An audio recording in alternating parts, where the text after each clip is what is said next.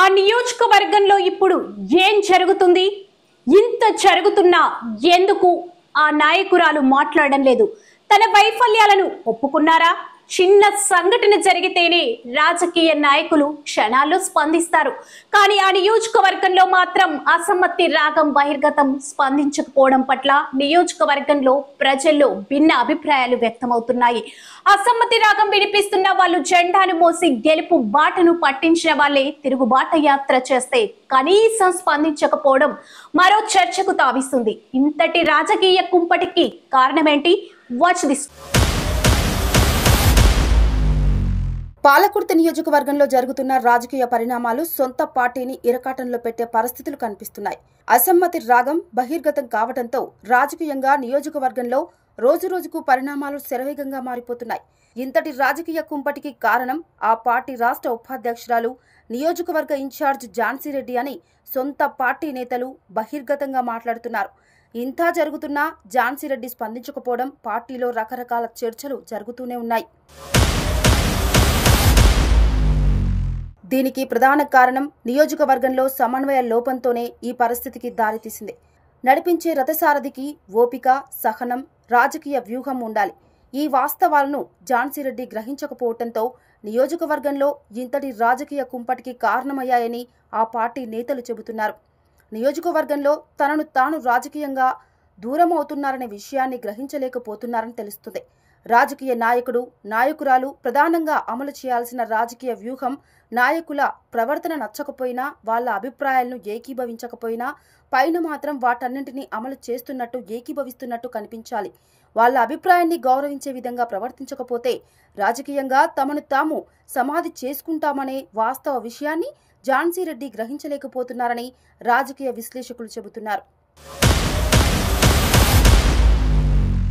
రాజకీయంగా ఓడగొట్టిన తమ ప్రత్యర్థి మాజీ మంత్రి దయాకర్ రావు బలమైన వ్యక్తి అనే విషయాన్ని కూడా గ్రహించలేకపోతున్నారని అభిప్రాయం వ్యక్తమవుతుంది. ఓడిపోయిన నాటి నుంచి ప్రతిరోజు నియోజకవర్గంలో ఏదో ఒక కార్యక్రమంలో పాల్గొంటూ ప్రతి అంశాన్ని ఏలెత్తి చూపుతుంటే ఆ విషయాలపైన స్పందించకపోవడం రాజకీయ వైఫల్యంగా తెలుస్తుంది. తాము అమెరికా నుంచి పాలకుర్తి అడుగుపెట్టడం ప్రజల్లో పెద్ద ఎత్తున ఎక్స్పెక్టేషన్ ఉండటం, ఆ ఎక్స్పెక్టేషన్ ఫుల్ఫిల్ చేయటంలో వెనుకబడిపోయారని అభిప్రాయం కూడా ఉంది. ఇచ్చిన హామీల విషయానికొస్తే తాము తీసుకొని పోవటానికి రాలేదని, ఇచ్చిపోదామని వచ్చామని పదే పదే ఎన్నికల సభల్లో ప్రతి గ్రామంలో చెప్పడం, పాలకుర్తి బిడ్డలకు అమెరికాలో ఉద్యోగాలను ఇచ్చే బాధ్యతను తాము తీసుకుంటామని హామీ ఇవ్వడం, ఇవన్నీ కూడా ప్రజల ఎక్స్పెక్టేషన్ను పెంచాయి. ఇప్పుడు అవన్నీ అమలు కాకపోవడం ప్రజల్లో వ్యతిరేకతకు కారణమని తెలుస్తుంది.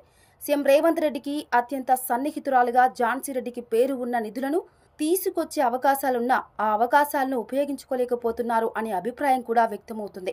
ఇలా ఉంటే ప్రభుత్వం సంక్షేమ పథకాలను అందిస్తున్న వాటిని కింది స్థాయిలో ప్రజలకు వివరించడంలో కూడా ఈ సమన్వయం లోపంతోనే వెనుకబడిపోయారని అభిప్రాయం ఉంది.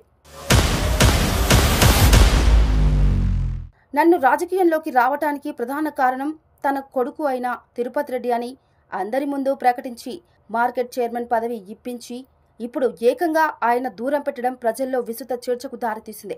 ఏకంగా కొడుకుని దూరం పెట్టిన ఝాన్సీ రెడ్డి మన పరిస్థితి ఏంటని ప్రతి గ్రామంలో ఈ చర్చ ఊపందుకుంది. సొంత కుటుంబాన్ని చక్కదిద్దుకోలేకపోతున్నారనే అభిప్రాయం ప్రజల్లో పెద్ద ఎత్తున ఉంది. తిరుగుబాటు చేసేవాళ్లు, పార్టీకి వ్యతిరేకంగా చేసేవాళ్లు ఉంటే అది పెద్దగా ప్రజల్లో చర్చ ఉండకపోయేది. బావ కొడుకు అయిన తిరుపతి రెడ్డిపై రాజకీయ కక్ష అమలు చేయటం ప్రజలు జీర్ణించుకోలేకపోతున్నారనే వాస్తవ విషయాలను ఝాన్సీ రెడ్డి గ్రహించలేకపోతుందని అభిప్రాయం వ్యక్తమవుతుంది. తొర్రూరు పిఎస్సిఎస్ చైర్మన్ హరిప్రసాద్, నిరంజన్ రెడ్డి, మల్లేశం ఇలా నియోజకవర్గంలో 27 మంది ఆమె గెలుపు కోసం జెండా మోసిన వాళ్లే. అలాంటి వాళ్లను కాదనుకుని కొత్తగా పార్టీలో చేరిన వాళ్ల మాటలు విని కార్యకర్తలను దూరమవుతుందని వాళ్లు ఆవేదన వ్యక్తం చేస్తున్నారు.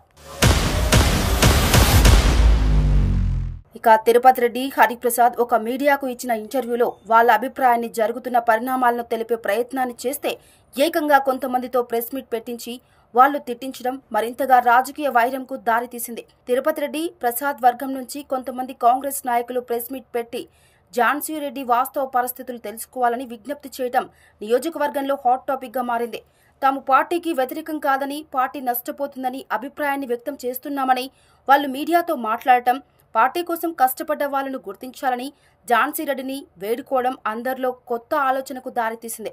స్థానిక సంస్థలు సమీపిస్తున్న వేళ పాలకుర్తి కాంగ్రెస్ నియోజకవర్గంలో ఇలాంటి పరిస్థితులు ఉండటం సమన్వయ లోపాన్ని గ్రహించి సయోధ్య చేసుకోవాల్సిన ఝాన్సీ రెడ్డి ఏకంగా ఆమె తన అభిప్రాయాన్ని వాట్సాప్ స్టేటస్ పెట్టే ప్రయత్నం చేయటం పార్టీ కార్యకర్తలకు గందరగోళానికి దారితీస్తుంది.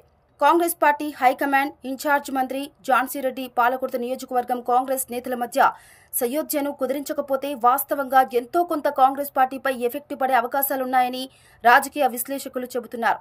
పాలకుర్తి ఎమ్మెల్యే యశస్విని రెడ్డి ఝాన్సీ రెడ్డి వాస్తవాలను తెలుసుకుని అందరినీ సమన్వయం చేస్తూ ముందుకు సాగుతారా, లేకపోతే మరింతగా రాజకీయ కుంపటిని నడిపిస్తారా వేచి చూడాలి మరి.